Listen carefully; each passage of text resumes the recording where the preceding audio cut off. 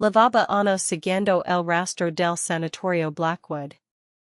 En los foros de lo paranormal, se decía que era un agujero negro de sufrimiento, un lugar donde la medicina se mezclaba con el sadismo y donde las paredes habían absorbido tantos gritos que seguían resonando décadas después de que el último paciente fuera eliminado. Yo no creía en fantasmas, al menos no en los de las películas, pero creía en la energía residual y en la ambición de conseguir un video que me hiciera viral. El edificio se erguía contra el cielo gris plomo como un diente podrido en una encía enferma. Sus ventanas rotas parecían cuencas vacías observando mi llegada. Al bajar del coche, el silencio no era paz, era una advertencia.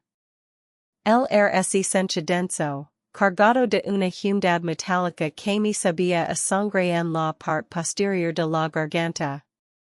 Crucé el umbral de la puerta principal, que colgaba de una sola bisagra oxidada. El sonido del metal chirriando contra el concreto resonó en todo el vestibulo, un eco que pareció viajar mucho más lejos de lo que la arquitectura permitía. Encendí mi linterna y el haz de luz reveló un chaos de expedientes amarillentos y silas volcadas, cubiertas por una capa de polvo tan gruesa que parecía nieve gris. Solo es un edificio viejo me susurra mí mismo, aunque mi voz sonó pequeña y temblorosa. Solo son paredes y recuerdos. Pero mientras caminaba, sentí la primera presión.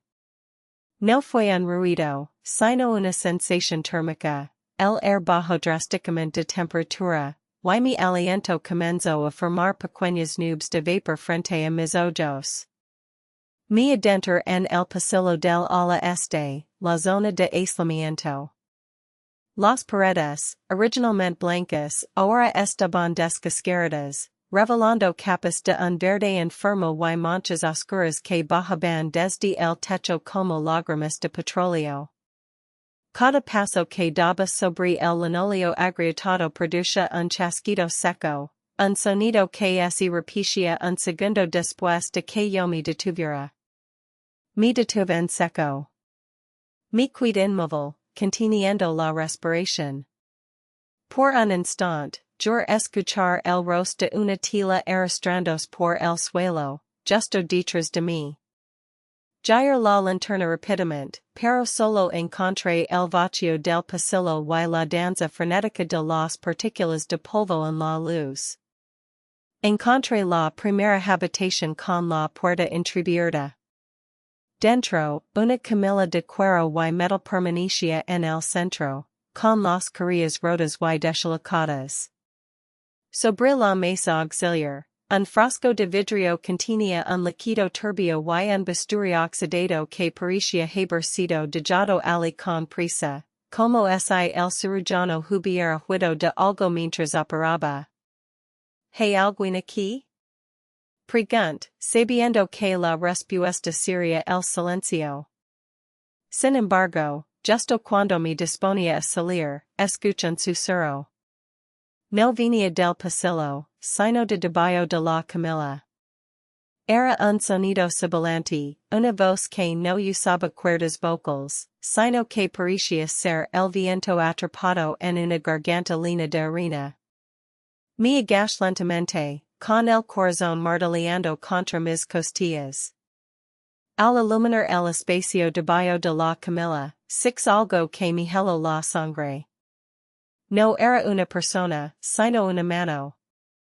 Una mano pálida, casi translúcida, con los dedos enormemente largos y las uñas arrancadas, que se aferraba al borde del metal. El pánico me golpeó como una descarga eléctrica. Retrocedí tropezando con mis propios pies, y en ese instante, la mano se cerró con fuerza sobre el metal, produciendo un sonido estridente, un rasguido frenético que llenó la habitación. No había cuerpo visible, solo esa extremidad que parecía emerger de la oscuridad absoluta. Corrí hacia el pasillo, mi respiración volviéndose errática. El pánico es un catalizador extraño, hace que los sentidos se agudicen y que el tiempo se dilate. Mientras huya, empieza a notar que las puertas que yo había dejado abiertas ahora estaban cerradas. Una a una, con un golpe seco y coordinado, las puertas de las habitaciones se cerraban a mi paso, como si algo estuviera cerrando el camino detrás de mí. Esto es una broma. Tiene que ser una broma. Grite, mi voz quebrantos. Me detuve frente a un espejo roto en la pared. En el reflejo, mi propia cara pálida, pero detrás de mi hombro, una figura alta y encorvada, vestida con una bata de hospital sucia y rasgada, permanecía inmóvil. No tenía rostro, solo una superficie de piel lisa donde deberían estar los ojos y la boca. Me giré violentamente, pero no había nada. El pasillo estaba vacío. Sin embargo, el olor cambió.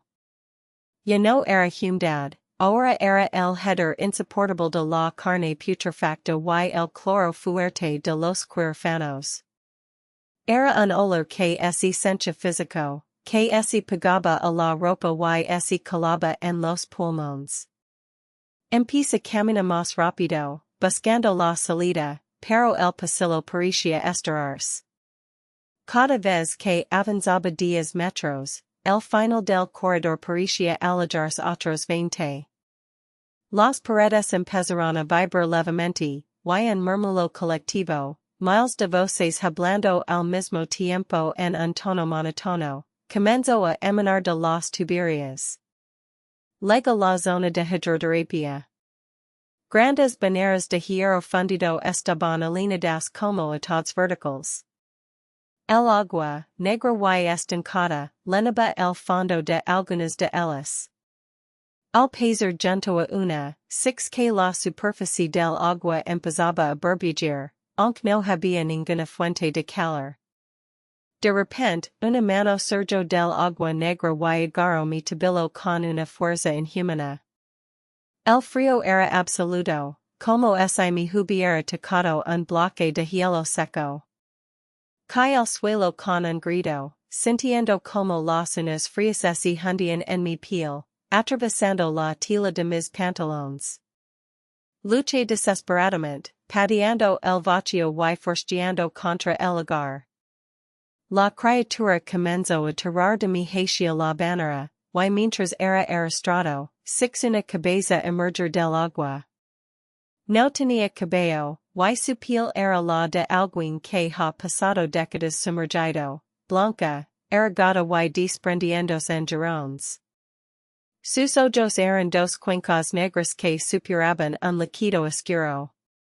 Ayuda, susurró la cosa, pero no era una petición de auxilio. Era una imitación grotesca de la voz humana, una trampa para atraer a las víctimas. Con un esfuerzo supremo, logré golpear la cara de la entidad con mi linterna pasada. Hubo un sonido humido, como si golpeara un trozo de carne cruda, y el hogar se aflojó lo suficiente para que pudiera liberarme y correr. Me refugié en una pequeña oficina de administración, cerrando la puerta con llave y empujándola con un archivador pesado.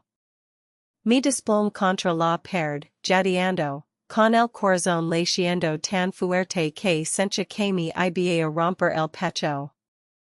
Mis manos temblaban violentamente y el tobillo me ardía donde la cosa me había sujetado. Al mirar hacia abajo, que la marca no era un simple moretón. Eran 5 dedos negros marcados en mi piel, como si el frío hubiera quemado mi carne. La marca empezó a pulsar con un ritmo lento, sincronizado con un sonido que empezó a escucharse fuera de la habitación, el sonido de alguien caminando lentamente, arrastrando un pie. Clac, arrasta, clac, arrasta. El sonido se detuvo justo detrás de la puerta. Me quedé petrificado, conteniendo la respiración hasta que mis pulmones ardieron. Entonces, el silencio fue interrumpido por un rasguño suave en la madera. Rask, rask, rask. Como si alguien estuviera probando la resistencia de la puerta, buscando un punto débil. Sé que estás ahí, dijo una voz. Esta vez no era un susurro, sino una voz clara, la de un hombre, pero con un tono corriente de cualquier emoción humana. El doctor quiere verte. El tratamiento no ha terminado. ¿Qué doctor? ¿De qué tratamiento hablaba?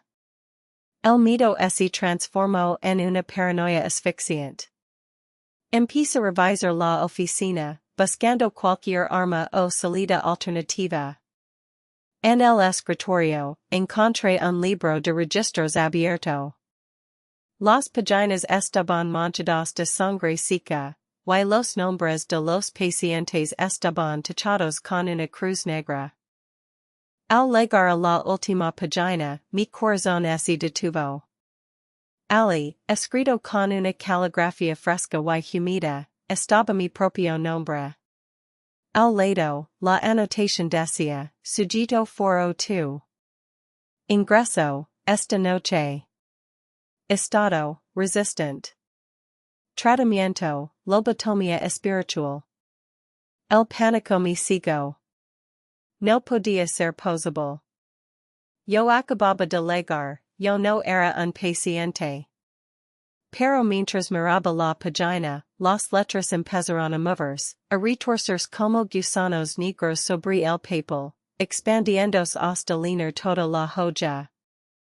La puerta de la oficina empezó a ceder, la madera crujiendo bajo una presión inmensa.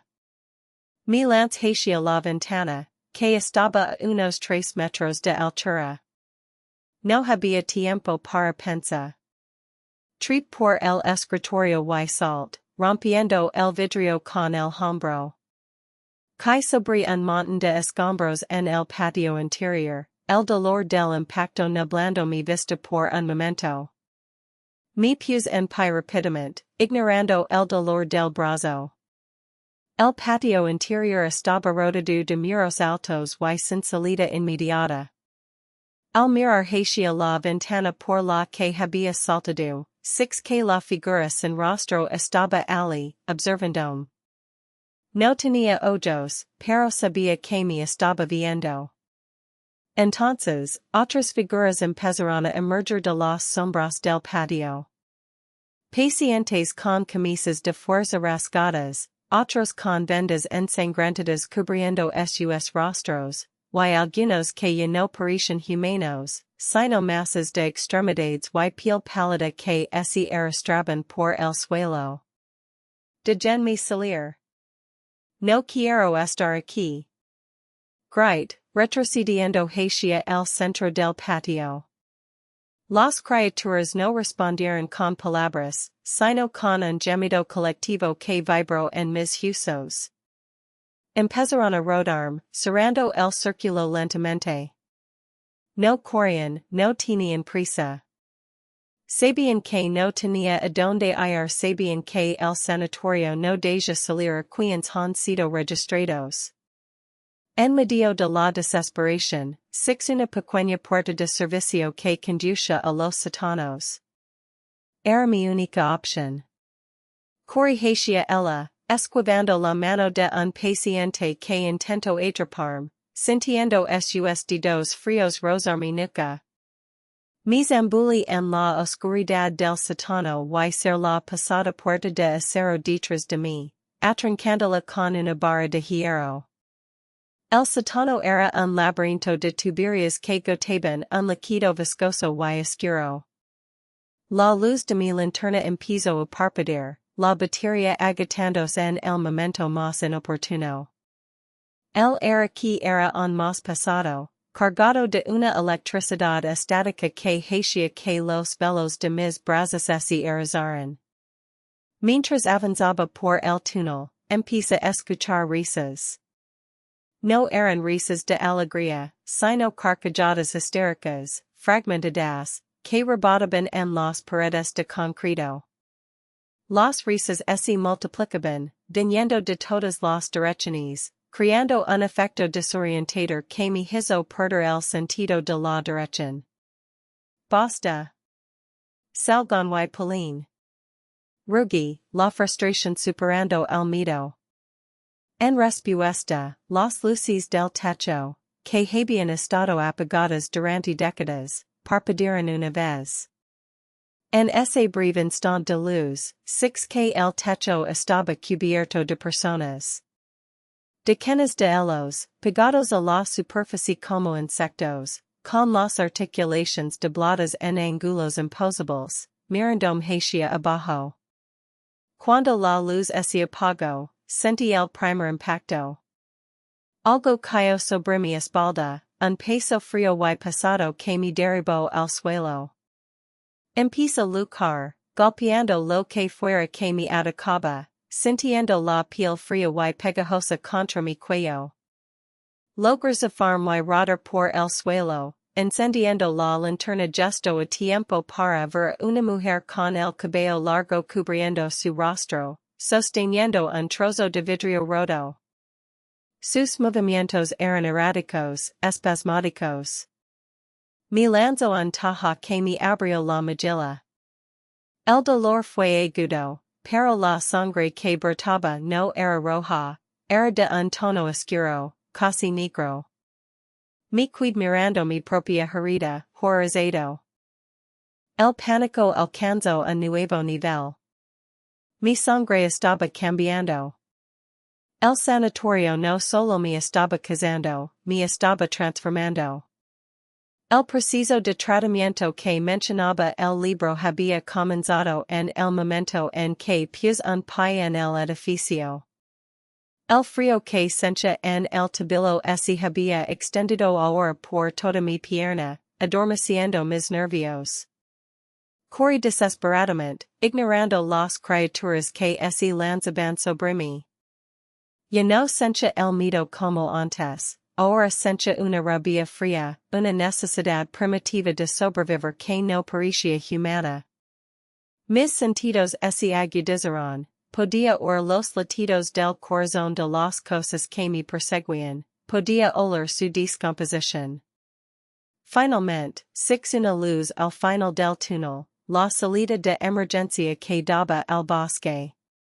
Corrí con todas mis fuerzas, sintiendo que mis músculos se movían de una manera diferente, más fluida, más poderosa. A través la puerta y me lancé hacia la arboleda, sin mirar atrás, corriendo hasta que mis pulmones ardieron y el edificio quedó lejos detrás de mí.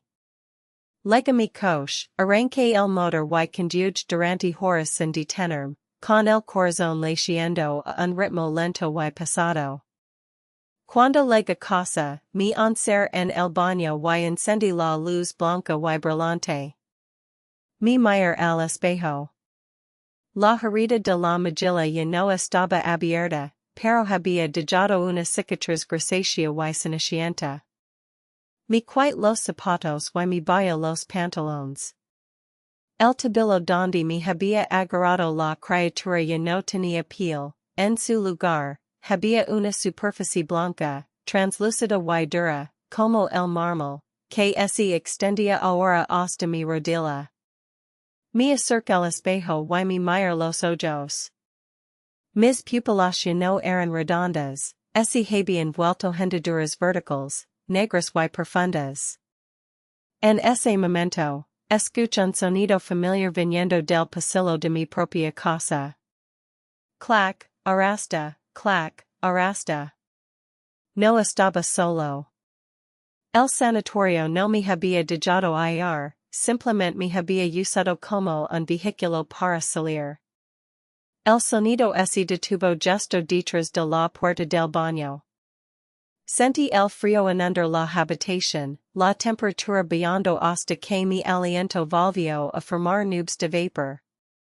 Lentamente, la puerta del baño se abrió. No six un monstruo, six un hombre vestido con una bata blanca impecable, con un bisturi reluciente en la mano y una sonrisa que tenía demasiados dientes. Es hora de la segunda sesión, sujeto 402 dijo el doctor, mientras yo sentía que mi propia voz desaparecía para convertirse en un susurro de arena. Si te gustó este video, suscríbete, comenta y comparte para que me ayudes a traer más videos como este. Nos vemos en el próximo.